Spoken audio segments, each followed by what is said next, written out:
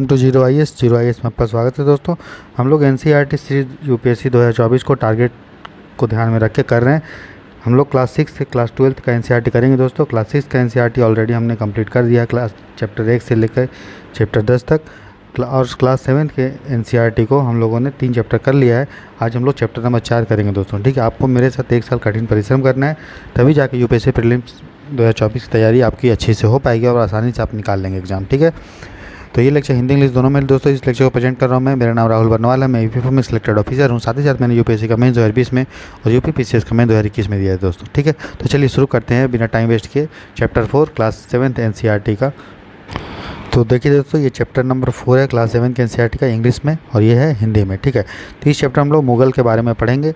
मुग़ल आपको मैंने बताया था कि बाबर जो है 1526 ईस्वी में पानीपत की पहली लड़ाई में फर्स्ट जो स्ट्रगल था, पानीपत का युद्ध था जो, उसमें इब्राहिम लोदी को हरा के बाबर ने 1526 में मुग़ल अम्पायर का नींव रखा था। ठीक है, तो हम लोग मुग़ल के बारे में पढ़ेंगे जो 16 से 17 सेंचुरी के बीच का समय था मुग़ल का। क्लियर, चलिए। तो देखिए, जो ये लाल किला आप देखते हैं दोस्तों, जिस पे प्रधानमंत्री जो है झंडा फहराते हैं, वो लाल किला क्या था? मुग़ल का निवास था। मुग़ल के अम्पायर लोग यहाँ पे रहते थे, मुग़ल के राजा लोग। इसको बनाया था शाहजहाँ ने। ठीक है, तो मुग़ल कौन था?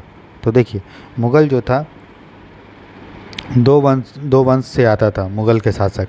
तो मुग़ल देखिए, मुग़ल जो था इसका जो 2 वंश से आता था। तो इसकी जो माँ थी, ठीक है, तो माँ जो थी वो मंगोल वंश की थी, मंगोल। ठीक है, और जो फादर था, ठीक है, पिता जो थे वो तैमूर थे। ठीक है, समझ में आया? लेकिन आपको पता है कि मंगोल जो था चंगेज़ खां के अंदर में था। तो चंगेज़ खां बहुत अत्याचार किया था, बहुत हिंसा किया था।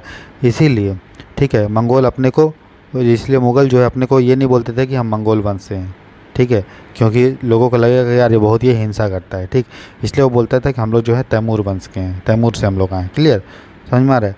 तो भले उनकी माँ थी मंगोल वंश से और पिता थे तैमूर से, लेकिन मुग़ल जो है अपने को मंगोल वंश से नहीं बोलते थे, क्योंकि मंगोल के अंदर का जो शासन करता था चंगेज़ खां, उसने बहुत अत्याचार किया था। इसलिए लोगों को अगर लगेगा कि यार ये मंगोल वंश से आया है तो फिर उसको लोग रिस्पेक्ट नहीं करेंगे, इसलिए मुग़ल अपने को कभी भी मंगोल से नहीं बोलते थे। लेकिन हालांकि वो दोनों वंश से आते थे, फादर आता था तैमूर से और मदर आती थी मंगोल से। क्लियर, समझ में आया?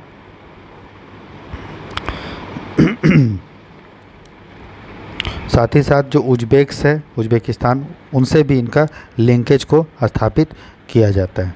ठीक है, तो मुग़ल का हम लोग देखेंगे दोस्तों सैन्य अभियान। ठीक है, यहाँ पे आप देख सकते हैं कि बाबर जो है तोपखाना का यूज करता था। पानीपत की पहली युद्ध में तोपखाना का खूब यूज किया, तोप का। ठीक है, तभी जो कि इब्राहिम लोदी को आसानी से वो हरा दिया। ठीक है, अब हम लोग मुग़ल सैन्य अभियान के मिलिट्री शासन के बारे में पढ़ेंगे। तो बाबर जो था वो पहला मुग़ल शासक था, जो है ना, 1526 से 1530 तक उसका शासन था। सबसे पहले उसने 1494 में, बाबर ने 1494 में फरगाना का उसको एरिया मिला, फरगाना। ठीक है, फरगाना कहाँ है? कमेंट सेक्शन में लिख के बताइए। ठीक है, लेकिन क्या हुआ, जो उज़्बेकिस्तान था, ठीक है, जो उज़्बेकिस्तान था उसके लोग उज़्बेक्स कहलाते थे। तो उज़्बेक्स ने क्या किया, फरगाना पे अटैक कर लिया और बाबर को वहाँ से भगा दिया। ठीक है, फिर जाके बाबर जो है 1504 में बाबर ने काबुल पे कैप्चर किया। ठीक है, तो सबसे पहले बाबर ने फरगाना पे कैप्चर किया। ठीक है, लेकिन उसको क्या किया, जो उज़्बेक्स था वो हरा दिया, बाबर को वहाँ से भगा दिया। फिर बाबर ने 1504 में काबुल पे अटैक किया। फिर 1526 में उसने दिल्ली के सुल्तान जो इब्राहिम लोदी था उसको पानीपत की पहले युद्ध में हरा के दिल्ली और आगरा पे कैप्चर कर लिया। ठीक है, और ये एक मैप दिया हुआ है कि अकबर का शासन का और औरंगजेब का दोस्तों शासन का। तो आप देख सकते हैं इसमें मोटा मोटी आपको कि किस एरिया को कब जो है ये लोग मुग़ल लोग कैप्चर किए।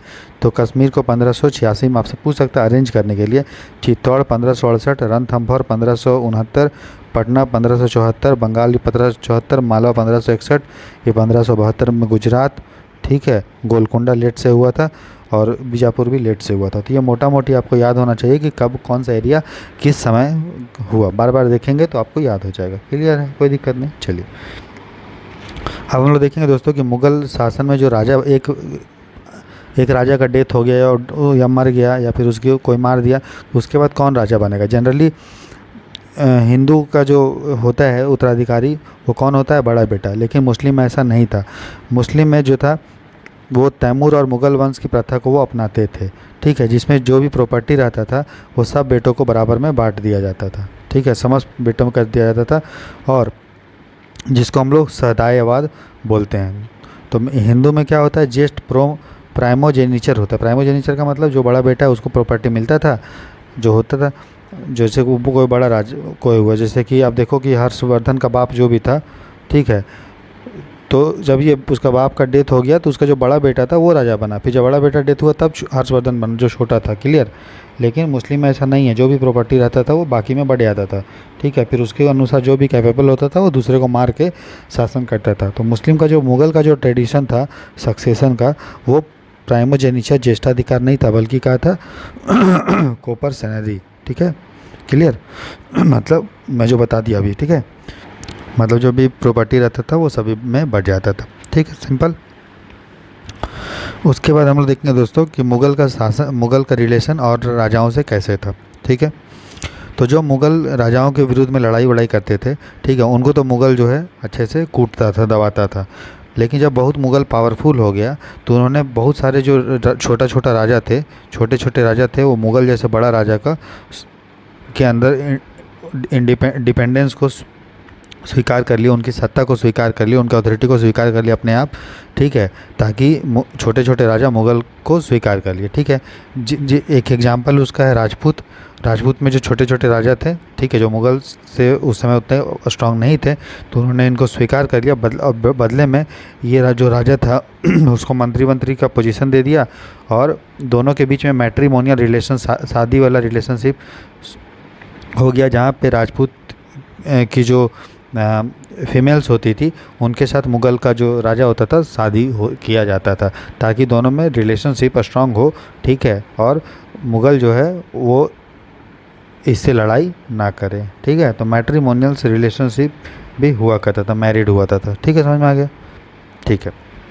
लेकिन हर राजपूत मैट्रिमोनियल रिलेशनशिप नहीं अपनाया, शादी नहीं किया, बहुत लोगों ने विरोध किया, ठीक है। जैसे मेवाड़ का सिसोदिया राजपूत था, उन्होंने लंबे समय तक मुग़ल का क्या किया दोस्तों? विरोध किया, ठीक है। लेकिन जब एक बार डिफीट हो गए तो फिर उनको जो है मुग़ल जो है उनका वो ज़मीन जो है, जागीर जो है वापस कर दिया, ठीक है, समझ में आ रहा है। तो बहुत सारे राजाओं थे जो उनका अथॉरिटी को स्वीकार कर दिया मुग़ल का, और बहुत सारे लोगों ने स्वीकार नहीं किया। फिर लड़ाई वड़ाई हुआ, फिर कुछ लोगों ने स्वीकार किया, कुछ लोग जो स्वीकार नहीं किए उनको जो है मार दिया मुग़ल ने, क्लियर, या फिर वो युद्ध में हार गए, है ना। अब हम लोग पढ़ेंगे दोस्तों मनसबदार और जागीरदार के बारे में। बहुत आसान कॉन्सेप्ट है। देखिए, ज़मींदार क्या होता है? जो ज़मीन का मालिक होता है। उसी तरह मनसबदार क्या होगा? मनसबदार जो मनसब का मालिक होगा, ठीक है, समझ में आया। तो मनसब क्या होता है? तो मनसब जो होता है एक पोजीशन होता है। क्या होता है? एक पोजीशन होता है, एक पद होता है, एक हैसियत होता है, ठीक है। तो जो उस पोजीशन को धारण करता है उसको हम लोग वो क्या बोलते हैं? मनसबदार। जैसे प्रधानमंत्री का पद है, ठीक है, तो उसको जो धारण भी करने वाला कौन है? मोदी जी, क्लियर। तो उसी तरह उस समय मनसब एक पद होता था, एक हैसियत होता था, उसको जो भी धारण करता था उसको हम लोग मनसबदार बोलते थे। तो मनसबदार एक इंडिविजुअल था, एक व्यक्ति था, ठीक है। तो जो रैंक दिया जाता था दोस्तों, जो मनसब दिया जाता था वो जात के आधार पे दिया जाता था। जात मतलब जाति नहीं, जात को हम लोग रैंक बोलते थे। क्या बोलते थे? तो रैंक। तो एक रैंक, 2 रैंक, 3 रैंक, उसके अनुसार जो है उनको मनसब दिया जाता था। और जो भी मनसबदार होते थे, ठीक है, उनके पास एक रैंक होता था, ठीक है, उनके पास सैलरी उनको दिया जाता था, ठीक है, और उनकी मिलिट्री रिस्पॉन्सिबिलिटी भी थी। मतलब कोई व्यक्ति को अगर मनसबदार किसी एरिया का बनाया है तो इनको एक रैंक दिया जाएगा कि इनका रैंक ये है, इनकी सैलरी ये है, और इनको इतना मिलिट्री घोड़ा और घुड़सवार जो है रखने का उनके ऊपर थी, उनका उतना जिम्मेदारी है, ताकि जब राजा को ज़रूरत पड़ेगा तो ये जो मनसबदार हैं उतना सेना, उतना घोड़ा, उतना हाथी जो है भेजेगा, ठीक है।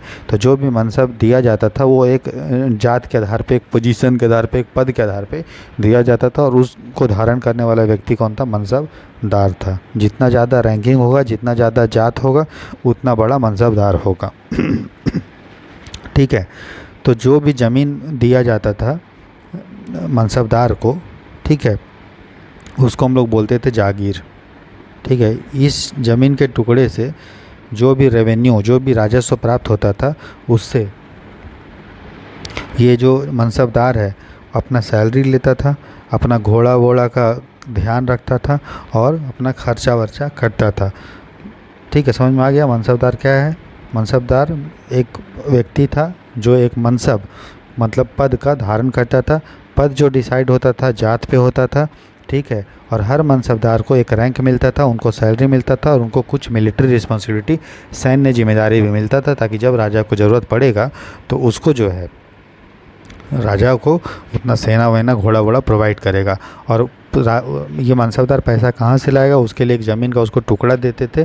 ठीक है, जिसको हम लोग जागीर बोलते थे। उस जागीर से जितना भी रेवेन्यू कलेक्ट होता था वो मनसबदार कुछ रखता था अपने पास और कुछ जो है राजा को देता था। ठीक है, तो उसको वो हो गया मनसबदार। जागीरदार का ज़्यादा अंतर नहीं है। जागीरदार का मतलब अंतर ये है कि जागीर मतलब एक ज़मीन का टुकड़ा जिससे टैक्स मिलता था। अंतर ये है कि मनसबदार जो है सिर्फ़ और सिर्फ इस ज़मीन का से जो भी पैसा होता था, राजस्व होता था, उसको वो रखता था। इस ज़मीन का वो एडमिनिस्ट्रेशन नहीं करता था और इस ज़मीन पर रहता नहीं था। ठीक है, समझ में आ रहा है? तो मनसबदार इस ज़मीन से फिर जो लैंड रेवेन्यू बस वो प्राप्त करता था, इस ज़मीन में वो रहता नहीं था और इसका एडमिनिस्ट्रेशन नहीं करता था। लेकिन जो जागीरदार होता था वो भी एक व्यक्ति होता था। ठीक है, वो इस ज़मीन में रहता था, उसका वो एडमिनिस्ट्रेशन करता था। सिंपल यही अंतर है मनसबदार जागीरदार में। इसी से यूपीएससी ने दोस्तों क्वेश्चन पूछा था। ठीक है, प्रीलिम्स में। अब समझ में आ गया आपको? तो एक बार आप जब इसको पढ़ेंगे तो आपको समझ में आ जाएगा। ठीक है, तो आप जागीर का मतलब समझ में आ गया आपको? तो जो जागीरदार होते थे उसको जो है मुक्ति भी हम लोग बोलते हैं। क्या बोलते हैं? मुक्ति। ठीक है, समझ में आया? चलिए आगे देखिए। तो जब अकबर के समय में क्या हुआ, जो भी जागीर दिया जाता था, ठीक है, उसका सावधानी पूर्वक आकलन किया जाता था। मतलब कि किस ज़मीन से कितना टैक्स कलेक्ट होगा उसका, ताकि जो है मनसबदार हैं उसका जो है मिसयूज ना करे और बहुत ज़्यादा पावरफुल नहीं हो जाए। क्योंकि मनसबदार अगर ज़्यादा पावरफुल हो जाएगा तो राजा के लिए और दिक्कत हो जाएगा, क्योंकि वो राजा को थ्रो कर देगा। ठीक है ना?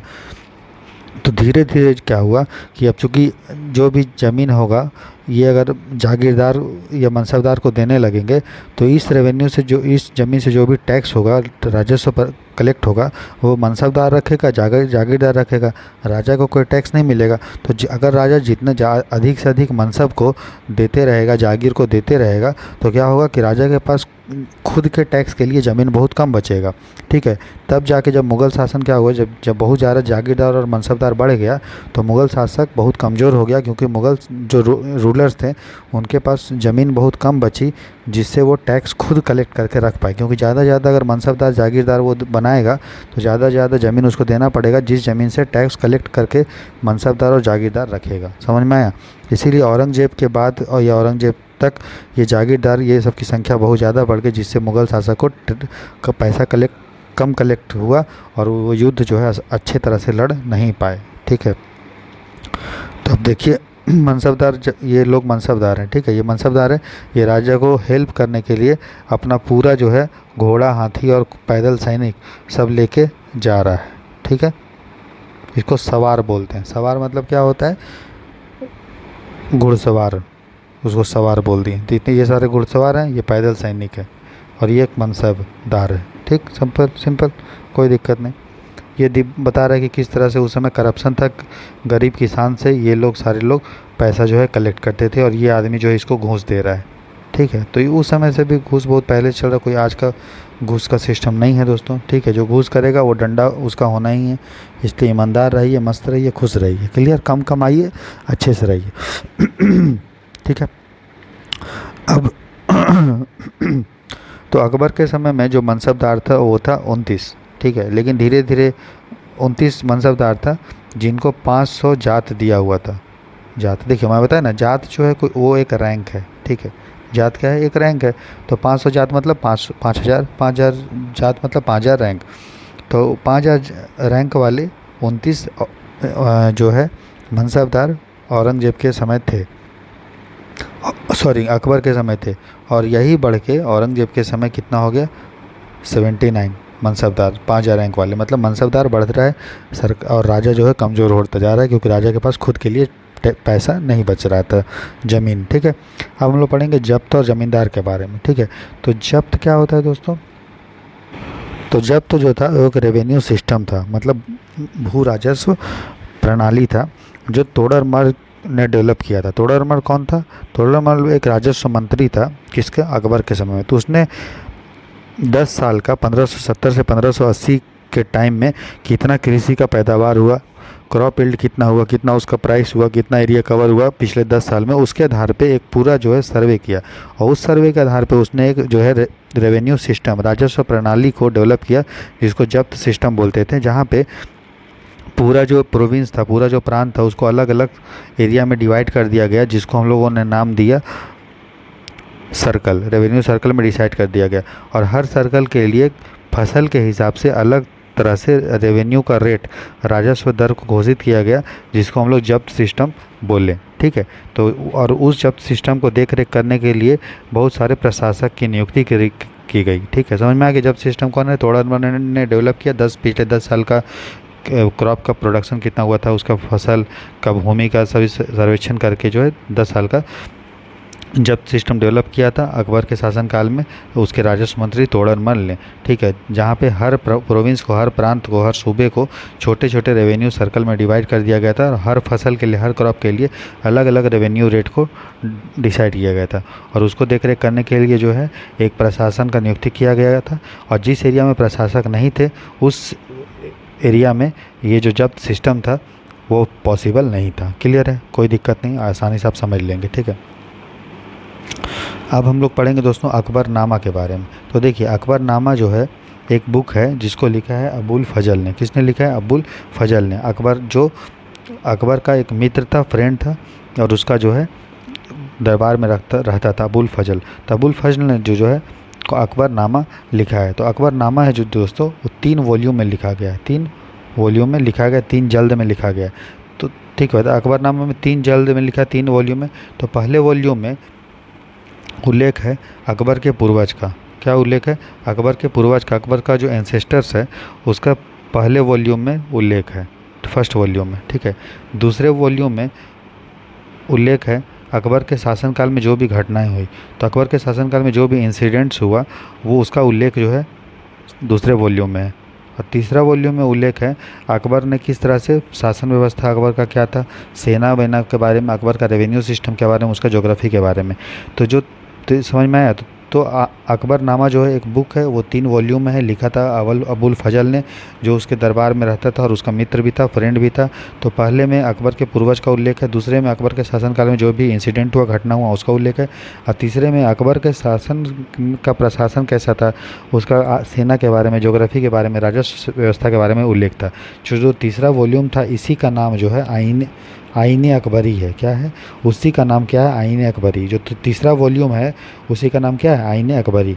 तो ठीक है, तो आईन अकबरी जो है वो अकबरनामा का ही तीसरा एक पार्ट है।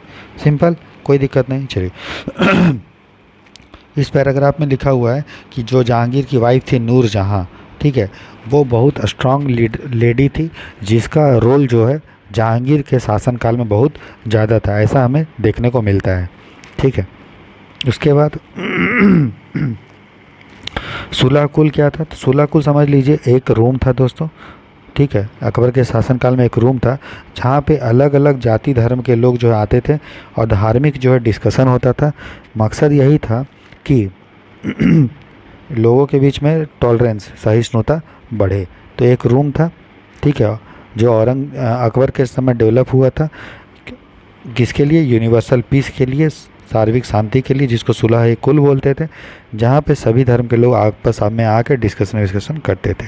ठीक है, अब हम लोग देखेंगे Mughal empire in the 17th century and after, 17वीं शताब्दी में और उसके पश्चात मुगल। तो धीरे धीरे क्या हुआ कि मुगल का प्रशासन बहुत अच्छा था, लेकिन जब वो कमज़ोर हो गया, जागीरदार बढ़ने लगे, मुगल का शासक गलत काम करने लगा, जनता उससे त्रास्त हो गई, आपस में उनका मतभेद था, लड़ाई था, तो फिर धीरे धीरे जाके वो जो है मुगल कमज़ोर होता गया। मुग़ल के पास पैसा वैसे भी नहीं बचे और फिर जाके उसको अंग्रेज़ जो है कूट दिया और मराठा भी जो है उसको हरा दिए। तो धीरे धीरे मुग़ल ख़त्म हो गया और मुग़ल जैसे ही ख़त्म हुआ तो जो छोटे छोटे राजा थे उन्होंने खुद को स्वतंत्र घोषित कर दिया और जाके फिर हम लोगों को बंगाल में, अवध में, हैदराबाद में अलग अलग वंश का जो है नींव रखा गया। जैसे आपको पता है अवध में सादत खान, हैदराबाद में निज़ाम और बंगाल में मुर्शिद कुली खां, अलीवर्दी खां, ये सब लोगों ने ये सब अपने एरिया का नींव रखा ताकि मुग़ल जब कमज़ोर हो गया तब। तो ये लोग भले बोलते थे कि मुग़ल के अंदर में है, लेकिन जैसे ही मुग़ल कमज़ोर हो गया बहुत सारे गवर्नर्स ने, प्रशासक ने अपना इंडिपेंडेंट स्टेट घोषित कर लिया, जैसे अवध है, हैदराबाद है, बंगाल है, ये सारा चीज़। तो इस तरह से दोस्तों चैप्टर 4 हम कंप्लीट कर चुके हैं। आशा करते हैं कि आपको ये इनिशिएटिव अच्छा लग रहा होगा। अगर चैनल पे नए हैं तो बने रहिए, लाइक शेयर सब्सक्राइब कीजिए, अपने दोस्तों के साथ शेयर कीजिए, ठीक है। और कमेंट सेक्शन में लिख के बताइए कि आपको वीडियो कैसा लग रहा है। उसके बाद देखिए कुछ हम लोग इस चैप्टर में क्या क्या पढ़े हैं दोस्तों, वो एक बार आप देख लीजिए क्रिस्प में फटाफट, है ना। तो हम लोगों ने मुग़ल के बारे में पढ़ा, मनसब के बारे में पढ़ा, जागीर के बारे में पढ़ा, जागीरदार के बारे में पढ़ा, जात क्या होता है, सवार क्या होता है, सुलह कुल पढ़ा, ज्येष्ठाधिकार के बारे में पढ़ लिया, सदाएवाद जो मुस्लिम्स में है मुग़ल में वो पढ़ा, जब्त सिस्टम क्या होता है वो पढ़ लिया, ज़मींदार के बारे में अच्छे से पढ़ लिया। अब देखिए कुछ क्वेश्चंस हैं, match in the following. Mansabdar दोस्तों क्या होता था? मनसबदार क्या था दोस्तों, बताया था मैंने, एक पद था, एक रैंक था। मंगोल कौन होता था बताइए? मंगोल और उज्बेक के बीच में रिलेशनशिप है, मैंने बताया था, दोनों अगल बगल ही, ठीक है। सिसोदिया राजपूत कहाँ के थे? और राठौर राजपूत मैंने बताया था, एक मारवाड़ का था, एक मेवाड़ का था। कमेंट सेक्शन में लिख के बताइए कि जो सिसोदिया राजपूत था वो मारवाड़ का था या मेवाड़ का था। मुझे तो आता है लेकिन मैं आपसे पूछ रहा हूँ कहाँ का था। उसी तरह राठौर जो राजपूत था वो कहाँ का था, मारवाड़ का था कि मेवाड़ का था? नूरजहाँ बताया था जहांगीर की वाइफ थी। क्लियर? तो इस तरह से आप फिल इन द ब्लैंक्स ये सबको सॉल्व करेंगे। आशा करते हैं इनिशिएटिव आपको पसंद आ रहा होगा। Please like share and subscribe. God bless you, take care, bye bye.